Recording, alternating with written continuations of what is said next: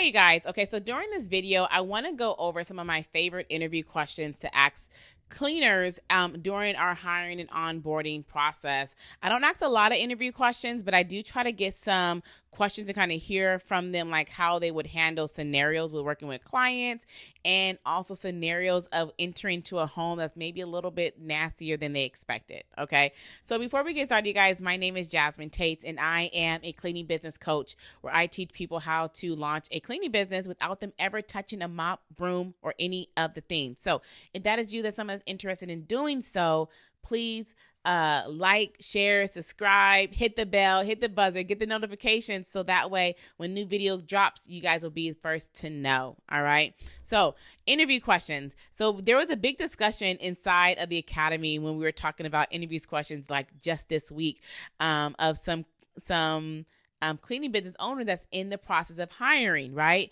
And me personally, I don't do a lot of interview questions. I ask my requirements.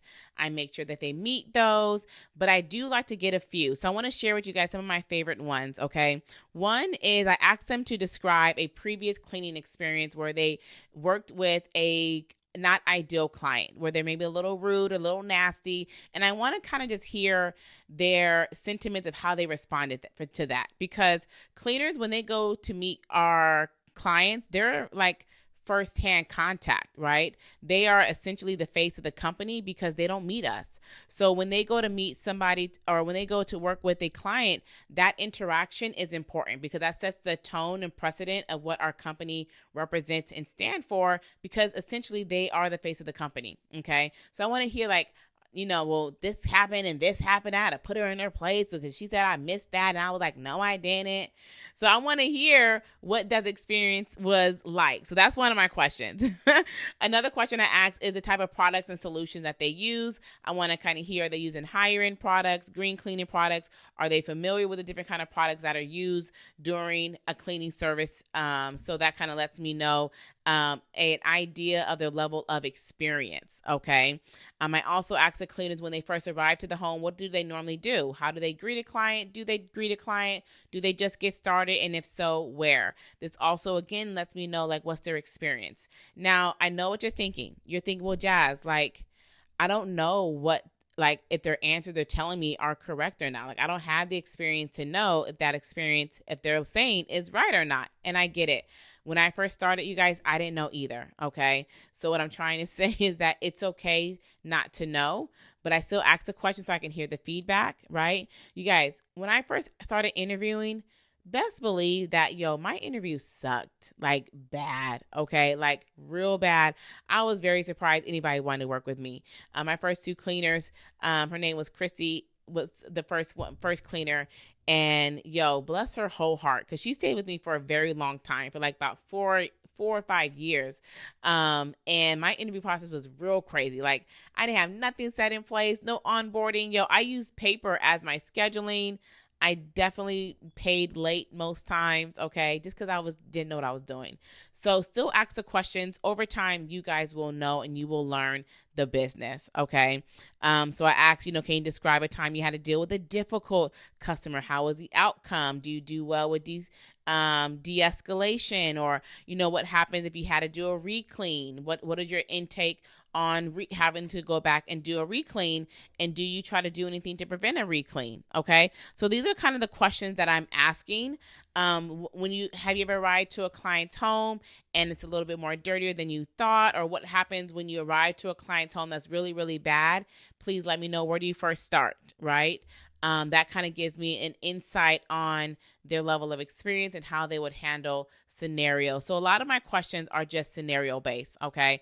Inside of the academy, there are a list of array of different interview questions that you can ask somebody. And then, of course, there's so many additional resources like ChatGPT, okay? So don't let you not knowing what interview questions to ask to hold you back on the hiring process. Find them out, figure them out, join the academy, ask for help.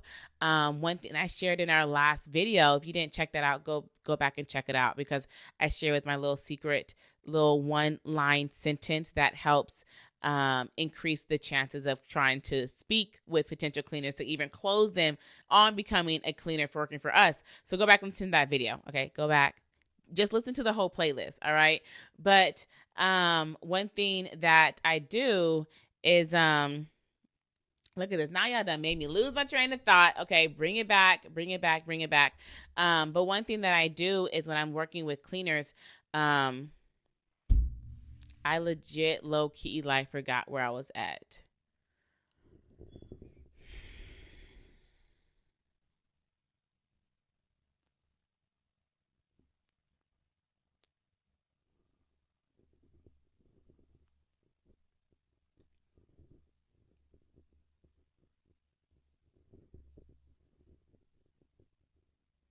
So if you're needing more help with the hiring process, then I totally want to invite you guys to join the next.